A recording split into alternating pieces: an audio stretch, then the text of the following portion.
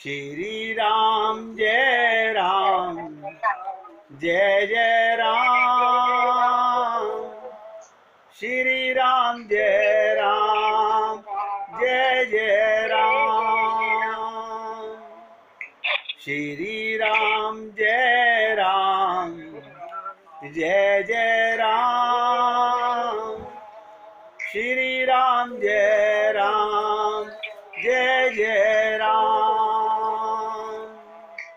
श्री राम जय राम जय जय राम, श्री राम जय राम जय जय राम, श्री राम जय राम जय जय राम, श्री राम जय राम जय जय राम।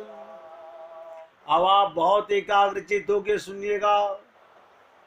संतों को इस अनुभव पूर्ण वाणी एवं शास्त्रों के वचन के आधार पर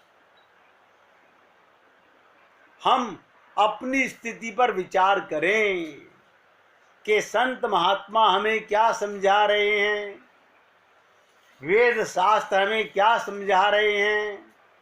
विचार करें और हमें अनुभव होता है। ध्यान सुनिएगा, आपका हमारा सबका अनुभव बता रहा हूं, कड़वी बात बोलने जा रहा हूं, ध्यान से सुनिएगा। स्त्री, पुत्र, मकान, व्यापार, मान इज्जत होने पर भी हम दुखी हैं।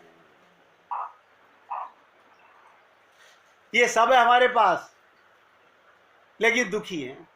कारण, ध्यान से सुनो, हमारे पास जितना जो कुछ है उससे हमको संतोष नहीं है, अथवा दूसरे के पास ये चीजें हमसे अधिक क्यों हैं, इसकी जलन हमारे हृदय में है। इन दोनों विचारों से हम बेचैन हो जाते हैं तथा विवेक छोड़ देते हैं। अधिक और अधिक प्राप्त करने की गुड़ दौड़ में आगे बढ़ना चाहते हैं। बेटा, अब दिन रात मत देखो, एक बार इतना कमा लो। कितना कमा लो? 7 पीढ़ियां। देखिएगा, भाई कह रहे हैं 7 पीढ़ियां। एक पीढ़ी में ही जूते पड़ने वाले होते हैं, 7 पीढ़ी की बातें करते हैं। तो कहते हैं अधिक प्राप्त होने के स्थान पर जो कुछ संपत्ति कीर्ति हमारे पास रहती है वो भी चली जाती है तथा हम नई नई विपत्तियों से घिर जाते हैं। इस प्रकार अधिकांश दुख, असंतोष और ईर्ष्या ना सह सकने की हमारे मन द्वारा ये सृष्टि बन जाती है। हम बार बार उन करोड़ों करोड़ों अपने ही तरीके शरीर मन वाले स्त्री पुरुषों की तरफ देखकर विचारते हैं जो भांति भांति के अभावों से ग्रस्त है, उनकी ओर नहीं देखते। आप सोचिएगा, आप और हम लोग अपने से आगे वाले को देखते हैं, नीचे वाले को कभी नहीं देखते। क्या अनंत लोग ऐसे हैं जिनके पास में छत नहीं है, अभावग्रस्त हैं, उनके प्रति सहानुभूति नहीं है और भगवान के प्रति कृतज्ञता जागृत होगी। अतः सुख कामी व्यक्तियों को चाहिए, ध्यान से सुनो, जो सुख के लंपट हों, जो काम के लंपट हों। कामी और सुखी व्यक्तियों को चाहिए वे अपनी स्थिति के लिए भगवान के कृतज्ञ बने और भगवान की दिव्य स्थिति और सामग्रियों से यथा योग्य समाज के अभावग्रस्त जीवों का उद्धार करने का प्रयत्न करें।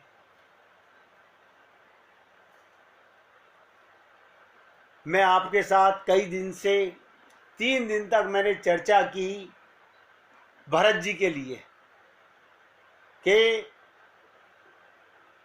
राम और भरत का भ्रातृ प्रेम क्या था। अब ध्यान से सुनिएगा, भरत जी से हमें सबसे बड़ी शिक्षा क्या लेनी चाहिए। संसार में रहकर, बहुत ध्यान से सुनिएगा, ये आज की आखिरी बात बता रहा हूं इस टॉपिक पर। संसार में रहकर निरासक्त हैं, आसक्ति तो सुनते, निरासक्त क्या होता है?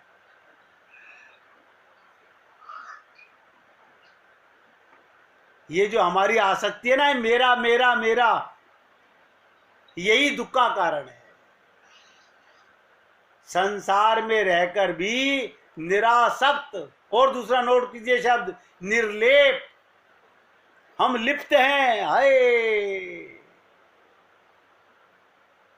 मेरा बेटा, मेरा पति, मेरी पत्नी, ये क्या है? ये लिप्तता नजर आ रही है।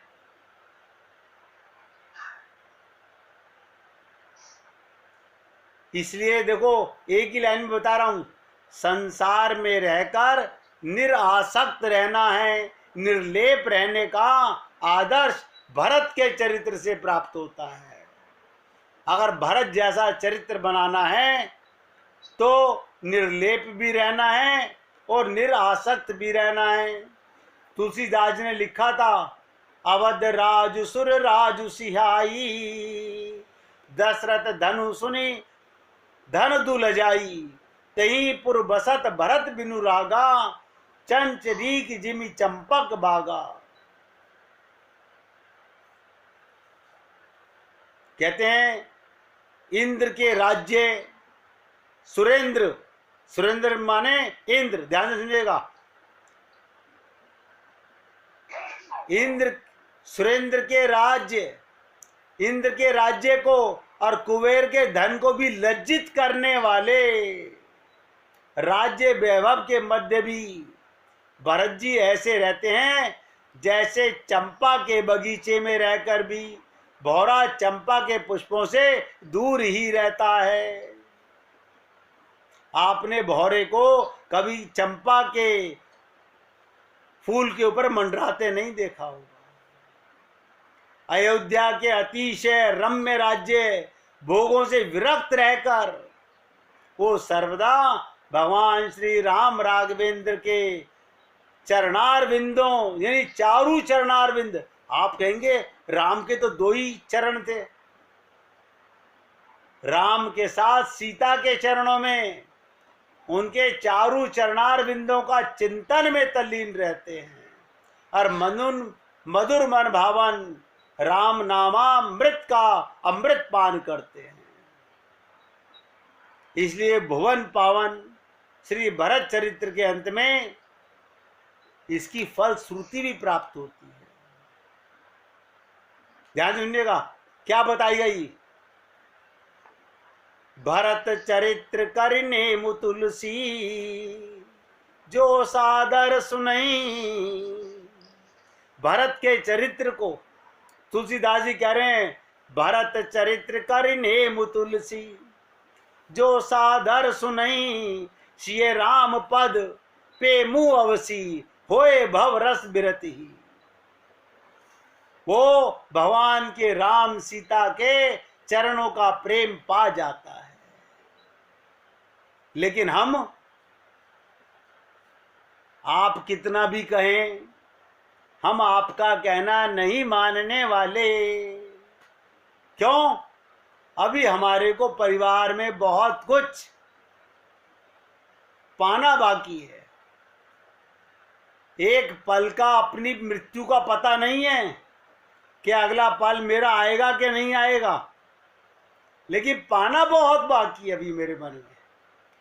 ये लालसा नहीं मर रही। एक महल हो सपनों का, सोचो मेरे भाई, क्या करोगे इसका? ये महल सपनों का करोगे क्या? जो छोड़ के मरोगे उसी अंधे कुएं की तरफ मत लटको। मैं तो निवेदन कर सकता हूं, मानना ना मानना आपका कार्य है। अब आगे की बात सुनिएगा। जब भगवान राम सीता चुराए जाने के बाद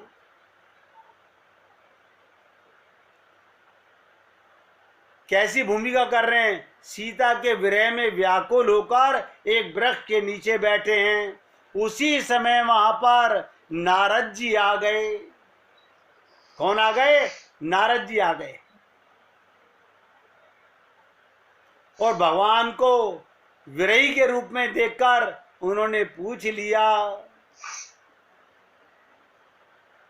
ये देखिए, मन में जो कुंठा है ना, वो जाती नहीं है।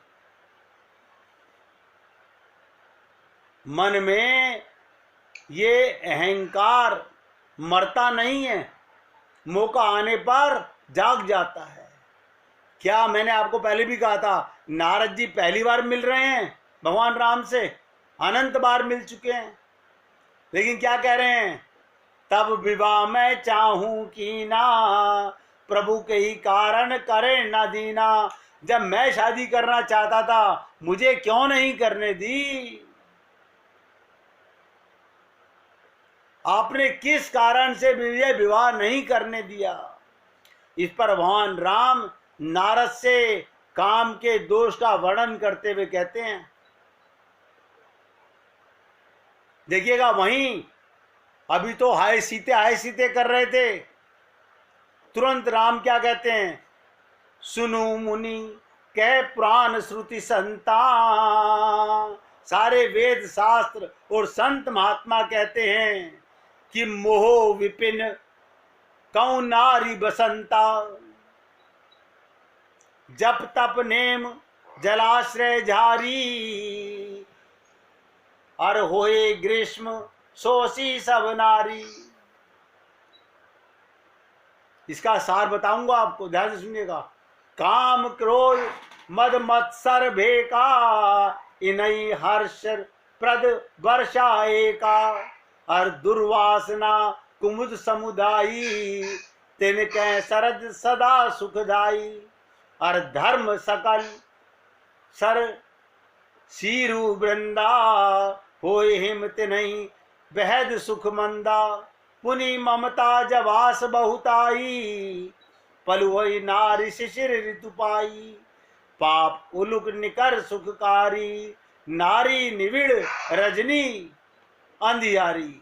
और बुद्धि बलशील सत्य सब मीना, बनसी समत्रिय कहीं प्रवीणा। भगवान ने इतनी सारी चौपाइयां नारद जी के एक प्रश्न पे कहीं। अब एक एक को समझ लेते हैं, ध्यान से सुनिएगा।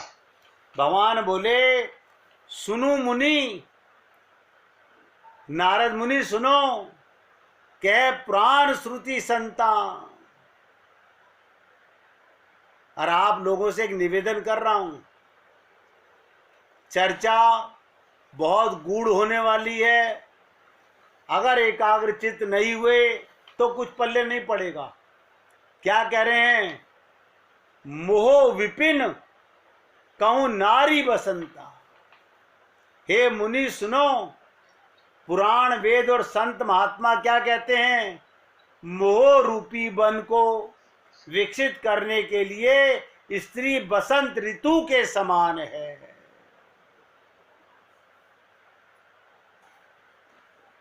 मोह रूपी वन को विकसित करने के लिए हमारा मोह का वन बढ़ता ही जा रहा है।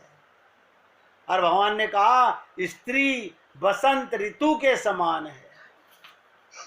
और कहते हैं जप तप नेम जलाश्रय झारी, होए ग्रीष्म सोसई सब नारी। भगवान कहते हैं वन को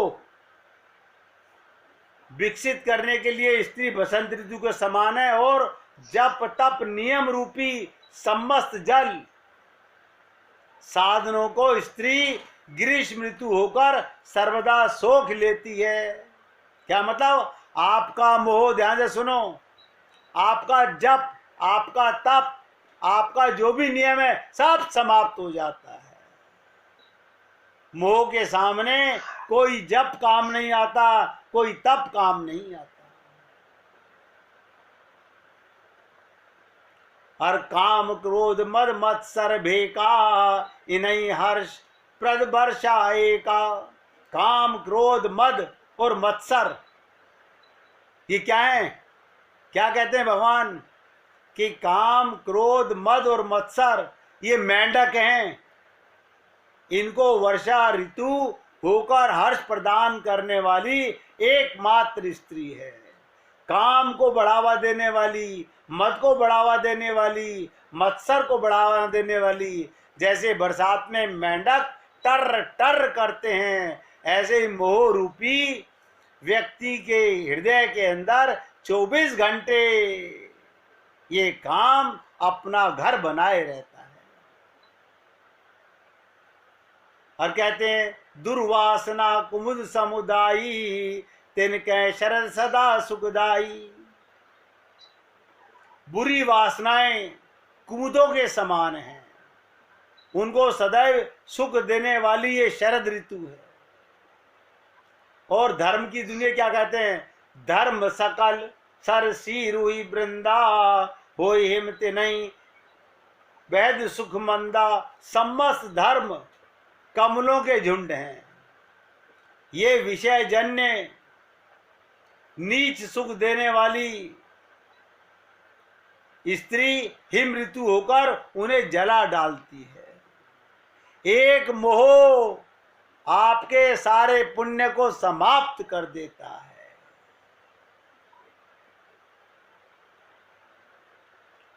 और क्या कह रहे हैं भगवान? देखिएगा, कह रहे हैं पुनि ममता जवास बहुताई, पलुई नारी शिशिर ऋतु पाई। ममता रूपी नीच सुख देने वाली स्त्री हिम ऋतु होकर उन्हें जला डालती है। फिर ममता रूपी जवास का वन स्त्री रूप शिशिर ऋतु को पाकर हरा भरा हो जाता है।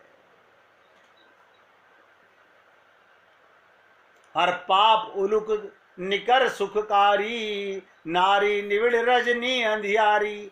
पाप रूपी उल्लियों के समूह के लिए ये स्त्री सुख देने वाली घोर अंधकारमयी रात्रि है। और बुद्धि बलशील सत्य सब मीना, बंसी समत्रिय कहीं प्रवीणा। बुद्धि बलशील और सत्य ये सब मछलियां हैं। मीना माने मछली। बुद्धि बलशील और सत्य ये सब मछलियां हैं। उनको फंसाने के लिए स्त्री बंसी के समान चतुर पुरुष, ऐसा कहते हैं। ये भगवान राम नारद जी को चेता रहे हैं। इसमें कोई स्त्री ये ना समझे ये स्त्री नाम का मतलब होता है आपका मोह। जैसे स्त्री का पुरुष में, तो पुरुष उसके लिए स्त्री का रूप बन गया, मोह ममता का रूप बन गया। पुरुष के लिए स्त्री और स्त्री के लिए पुरुष। ये मोह ममता आसक्ति मैं आपसे अनंत दिनों से कहता आ रहा हूं। रामचरितमानस इस पर खुल के बोल रही है। यही हमारे संसार में बांधने की कला है। और कहते हैं, ध्यान से सुनिएगा, बुद्धि बलशील और सत्य सब मछलियां हैं। उनको फंसाने के लिए स्त्री वंशी के समान चतुर पुरुष, ऐसा कहते हैं, जो जागे हुए होते हैं। ये सुनकर ऐसा लगता है नारी जाति की बड़ी निंदा की गई। आज की जो स्वतंत्रता चेतना है, उन्हें इन पंक्तियों को पढ़कर बड़ा क्रोध आता है। पर इस निंदा के संदर्भ में यदि देखें तो लगेगा भगवान राम ने नारद को विवाह नहीं होने दिया और शंकर जी का विवाह क्यों करवाया। आप ध्यान दीजिएगा, विवाह किसके लिए उचित है और किसके लिए उचित नहीं है। अब ये समझ लीजिएगा, नारद जी को मना कर दिया और शंकर भगवान को वो ध्यान में भगवान राम के उनके सामने उन्हें चिता रहे हैं, उठो और पार्वती से विवाह करो। कमाल है। ये सुनकर लगता है कि भगवान राम ने नारद जी से जो वाक्य कहा, आप सोचिएगा भगवान शंकर जी को विवाह क्यों करवाया, साथ ही ये भी उनकी वर्तमान दशा का कारण क्या है, अब भगवान की दशा ऐसा कारण क्या है। 3 प्रश्न हो गए। नारद जी को विवाह क्यों नहीं करने दिया, शंकर भगवान को विवाह के लिए उकसा क्यों रहे हैं, अपना स्वयं का विवाह कर लिया भगवान ने। भगवान राम ने नारद जी से जो वाक्य कहा उसका तात्पर्य सारी नारी जाति की निंदा नहीं है। एक एक शब्द पे ध्यान दीजिएगा, ये सारी नारी जाति की निंदा नहीं, वे तो मानो नारद के सन्मुख दर्पण रख रहे हैं, आईना दिखा रहे हैं भगवान, और कहते हैं ये देखो मेरी ये दशा तो विवाह के बाद हुई है। भगवान क्या दिखा रहे हैं लीला करके कि देखो मैंने विवाह किया तो मेरी क्या दशा हुई, पर तुम में तो उपयुक्त सारे लक्षण विवाह की योजना बनाते ही आ गए थे, मैं तो विवाह करने के बाद रो रहा हूं, तुम तो विवाह नहीं हुआ तो मुझे श्राप दे दिया था। तुमने तो केवल विष मोहिनी को देखा ही था, उसकी हस्तरेखा देखी और तुमने काम बात प्रबल हो गया। जब नारद जी ने विष मोहिनी की हस्तरेखा देखी, रेखा देखते ही काम और बात आ गया। तो 80 प्रकार की विकृतियां आ जाती हैं। इसका सर्वश्रेष्ठ प्रमाण नारद जी का चरित्र है। उनके बारे में कहा जाता है वे बड़े सत्यवादी थे, नारद वचन सदा सुठी साचा, वे कभी झूठ नहीं बोलते थे। पर जब उन्होंने विष मोहिनी की हस्तरेखा देखी और पाया हाथ में बड़े ही चमत्कारिक फल लिखे हुए हैं, तो उन्होंने जितने लक्षण देखे सब अपने हृदय में रख लिए और राजा से कुछ अपनी ओर से बनाकर के कह दिया, यानी झूठ बोल दिया। देखिएगा नारद जी जैसे उनके लिए कहा गया कि नारद वचन सदा सुठी साचा, वो कभी झूठ नहीं बोले, लेकिन विष मोहिनी की हस्तरेखा देखने के बाद उनके मन में भी स्वार्थ का भाव आ गया, मोह जाग गया और उनके पिता से झूठ बोल दिया।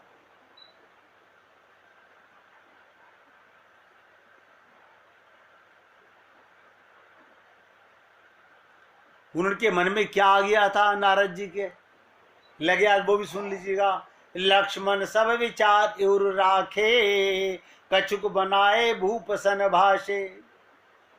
उन्होंने जब विष मोहिनी की हाथ में रेखा देखी और 3 गुण जो देखे, उन्होंने वो गुण अपने अंदर रख लिए, बताए नहीं उसके पिता को।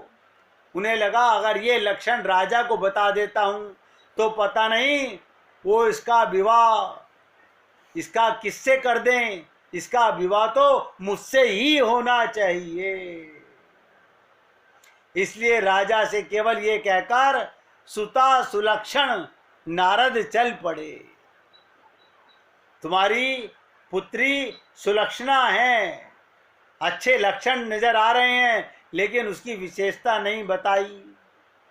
भगवान राम नारद जी से कह रहे हैं, जप तप नेम जलाश्रय झारी, होए ग्रीष्म शोषई सब नारी। स्त्री के कारण, ध्यान रखिएगा, तूने विश्व मोहिनी का हाथ देखा, वो तो मैं ही था गधे,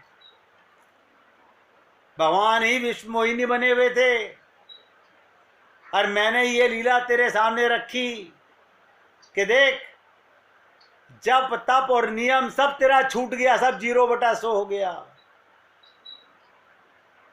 ऐसे बहुत से लोग हैं जो विवाहित हैं, जप तप एवं नियम का पालन भी करते हैं। भगवान का आक्षेप ऐसे लोगों पर नहीं था, वो तो नारद के लिए था। जब नारद राजा के पास से चले तो कुछ समय बाद उनके जप करने का साधन का समय हो गया, पर वो तुरंत निर्णय क्या लेते हैं, जप तप कछु न होई तेहि काला, हे विधि मिलई कवन विधि वाला।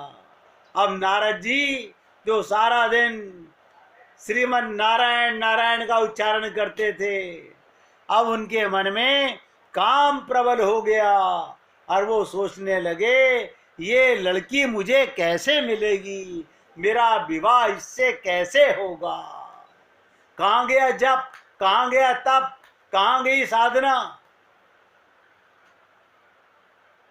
आप सोचिएगा, मैंने कल आपके सामने तुलसीदास जी का प्रसंग रखा था। वो तो कलयुग के ही संत हैं, लेकिन जब भगवान की कृपा होती है, हमें अपनी, ऐसा मत समझिएगा सभी पापी हैं।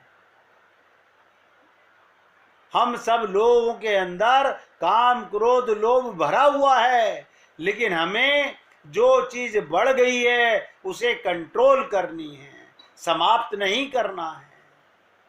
वही तुलसीदास जो सांप को पकड़कर कामांध होकर के अपनी पत्नी से मिलने जा रहे थे, वही भगवान राम के प्रिय संत बने। और देखिएगा नारद जी की कितनी विचित्र लीला बनी कि जप तप कछु ना होई तेहि काला। अब उनसे ना तो जप हो पा रहा है, ना तप हो पा रहा है, ना कोई भगवान का श्रीमन नारायण निकल रहा है। मन में क्या हो गया, हे विधि मिलई कवन विधि वाला, ये लड़की मेरे जीवन में कैसे आए, मेरा विवाह विष मोहिनी से कैसे हो। अब आप सोचिएगा, नारद जी सरीखे संत भी काम के अंदर, जो कामदेव उनसे क्षमा मांग रहा है, लेकिन विष मोहिनी का हाथ देखकर भगवान ने क्यों विवाह नहीं करने दिया। यही कारण था कि तुझे अहंकार हो गया, मैंने काम पर विजय प्राप्त कर ली है, लेकिन तेरे अंदर काम इच्छा समाप्त नहीं हुई है। अगर रामचरितमानस को किसी संत की कृपा से हमको एक एक शब्द का प्रतिरूप समझ आ जाए और हम उसका अनुसरण करके अपनी त्रुटि को सुधारना चाहें, तो कभी ये मत सोचिएगा भगवान मिलेंगे कि नहीं मिलेंगे, वही तो हैं जो मिले हुए हैं। भगवान को पाने के लिए कुछ नहीं करना, जो भी कुछ करना है अपने पापी मन के साथ करना है। ये दुनिया कहाँ रहती है आप बताइएगा। गाते ना हम लोग, मन में रहती दुनियादारी और बगुला सा ध्यान लगाते हैं। इसी प्रकार नारद जी के मन में विष मोहिनी की बातें फंस गई, इससे मेरा विवाह कैसे होगा, बस कई विधि मिलई कवन विधि वाला। इस प्रकार जब तब से कुछ नहीं हो सकता, हे विधाता मुझे तो ये कन्या किस प्रकार मिलेगी। नारद जी की सारी तपस्या, नारद जी का मन देखिएगा कहां साधन में लग रहा है, कहां जप तप में लग रहा है। और आप और हम लोग क्या करते हैं, ब्राह्मणों को बुला के आप हमारे लिए जप कर दीजिए तप कर दीजिए, मतलब वो तुम्हारे लिए साधना करेंगे, तुम्हें फल मिलेगा।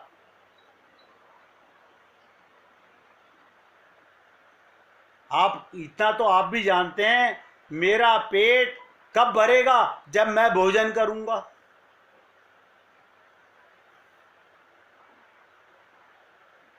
भगवान से प्रेम हमें करना है, गुरु तो मार्ग बता सकता है। ये जितने हम ना धनवान लोग छल कपट छिद्र करके भगवान को ठगने में लगे हुए, हमने पंडित जी से यज्ञ करवाया, हमने ये पूजा कराई, हमने ये पाठ कराया, अरे बाबा सिर्फ अपनी खोपड़ी तक तसल्ली की है, कुछ नहीं हुआ है। नारद जी जैसे शरीक संत महात्मा भी, जिनका जब तब सब कुछ छूट गया, एक ही बात मन में आई, कई विधि मिलई कवन विधि बाला, हे विधाता ये मुझे कन्या कैसे मिलेगी। भगवान का तात्पर्य था, नारद जब विवाह के संकल्प मात्र से तुम में इतनी विकृतियां, इतनी बुराई आ गई, तो सोचो अगर मैं तुम्हारा विवाह करा देता तो तुम्हारी क्या दशा होती। कल का प्रसंग बहुत कारगर प्रसंग होगा और आप और हम सब लोग अपने मन की कुरीतियों को कैसे समझ पाएंगे, क्योंकि अभी लोहा गर्म है। नारद जी वहाँ विराजमान हैं जिनको भगवान ने विवाह नहीं करने दिया, और भगवान जो विलाप कर रहे हैं वो लीला कर रहे हैं, हमें उसका अनुसरण नहीं करना। इसका मतलब मूल चीज जो आज के प्रसंग की है, कल मैं आप अपने सहित सबके सामने रखूंगा और समझने का प्रयत्न करेंगे। आज सत्संग को यहाँ विराम दे रहा हूँ भाई।